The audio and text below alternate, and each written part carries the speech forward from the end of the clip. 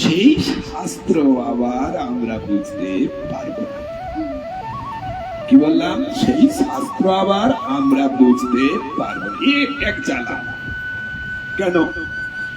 ওই একটু আগে বলছিলাম সাদা রঙের আলোতে 7 রকমের রঙের আলো আছে। কি বললাম?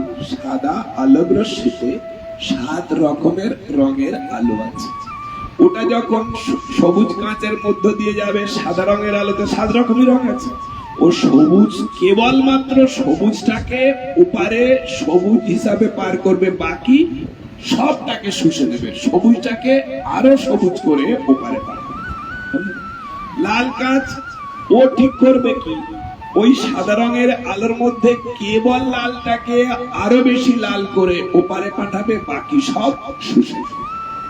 আবার হলুদ কাঁচও তাই, সে শুধুমাত্র সাদা কাঁচটা পুরো আলোটাকে পাঠাবে। হলো? এখন দেখুন, যারা ভজন করছে কিন্তু পরলৌকিক সুপ্রাপ্তির একটু ইচ্ছা আছে, ওদেরকে যদি গ্রন্থ পাঠ করতে দেওয়া হয়, তাহলে যেহেতু ওদের পরলৌকিক সুখভোগ দ্বারা ওদের বুদ্ধিটা পরিচালিত ওই রকম কাজ, অর্থাৎ ওই পরলৌকিক সুখভোগের ব্যাপারটা ভাগবত পড়ে পড়ে ঠিক ওই জায়গায় যখন হবে খুব সুন্দর করে ব্যাখ্যা করবে, খুব ভালো করে ব্যাখ্যা করবে। আর অন্য সব কিচ্ছু বুঝতে পারবে না, সব শুষে নেবে। তাহলে ওর কাছ থেকে যদি পাঠ শোনা যায়, ভাগবতই শুনবেন, ভগবানের কথাই শুনবেন, কিন্তু তারা শুনে কি বলবে? না না, স্বর্গভোগ করার দরকার আছে। মানে কি হচ্ছে? বলছে না, চাকরি দেখে আসি আর কি। আমার কথা বুঝতে পারছেন? তাহলে ওর কাছ থেকে পাঠ শুনে কি পাবে?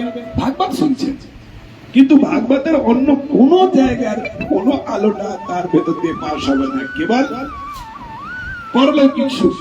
তারপরে যারা ইহলৌকিক সুখ কর্ম করতে চায়, ইহলৌকিক সুখ করতে চায়, যারা কর্মী তারা পাঠ করবে, ওরা খালি দেখেছ শরীরটা তো দরকার আছে। যখনই শরীর কথা বলে, শরীর না হলে সুখ ভোগ করা যাবে নাকি? শরীর হচ্ছে মন্দির। ওই জায়গাটা এমন রসি রসি ব্যাখ্যা করবে, সে ভাগবত পাঠ ছেড়ে দিয়ে মর্নিং ওয়াক করতে যাবে, কেন? শরীরটা দরকার আছে। আমার কথা বুঝতে পারছেন? সেই জন্য এখানে কি বলছেন? আমার শরণাগত থেকে শুধু শাস্ত্রে পড়ে শরণাগত হতে পারবো না, ওটা কোন শুদ্ধ বৈষ্ণব দ্বারা সেই তার আনুগত্যে কে যিনি নিজে যেটা বলছেন সেটা আচরণ করেন, নিজে যিনি ভাগবত ভক্তির অঙ্গগুলো যাজন করেন, নিজে তার জীবনের একটাই উদ্দেশ্য ভগবানের সুখবিধান, নিজের স্বার্থ শূন্য পরমার্থ পূর্ণ, এইরকম ব্যক্তির আনুগত্যে যদি আমরা চলতে পারি, আমরা ওই রকম হব।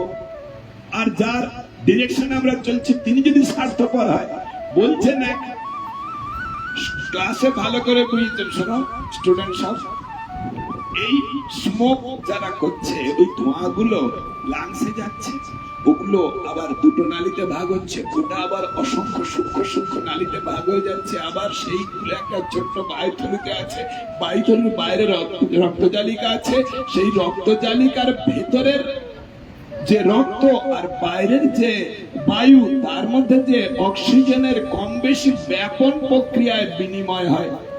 এই ধোঁয়াগুলো যদি ওখানে যায়, গিয়ে সব ছিদ্রগুলো যদি বন্ধ হয়ে যায়, ওই পরিবেশের বাতাসের সঙ্গে ভেতরে রক্তজালিকার অক্সিজেন বিনিময় বন্ধ হয়ে গেলে, শ্বাসকষ্ট হয়ে গেলে আয়ু ক্ষয় হয়ে মারা যাবে। খুব ভালো করে বুঝে নিয়েছে। খবরদার আর সিগারেট খাবে না, ঠিক করে নিয়েছে। এবারে গিয়ে যদি দেখে ওই স্যার, সায়েন্সের স্যার, উনি বাথরুমে টানছে, এরা কি শিখবে? যে না না, বলার সময় বলতে হয়, পিছনে গোপনে হরে কৃষ্ণ। তাহলে কি হবে? যারা নিজেরা এখন দূর থেকে বোঝা মুশকিল যে কে কেমন, আর ডায়ালগ ব্যাপার যখন ডায়ালগ দেবে, বুঝতে হবে পৃথিবীতে ভুল করে ভগবানকে রেখে গেছে, রেখে তো উপরে নিয়ে যাওয়া উচিত ছিল। এত সুন্দর কথা বলছি, কিন্তু আপনি দূর থেকে চাঁদকে খুব সুন্দর লাগে, যারা চাঁদে গেছে বুঝতে পেরেছে চাঁদের কি হাল। ঠিক তেমনই দূর থেকে লোককে কথা শুনে অনেক কিছু বুঝতে পারবেন, বাড়িতে গিয়ে দেখুন সে কিরকম কাজ করছে, সে গোপনে আসলে কি করছে, আর সকলের সামনে সে কি করছে দেখে তাকে চেনা যাবে। সেজন্য কাছাকাছি থাকলে, সঙ্গ করলে তাকেও চেনা যাবে, সেও আপনাকে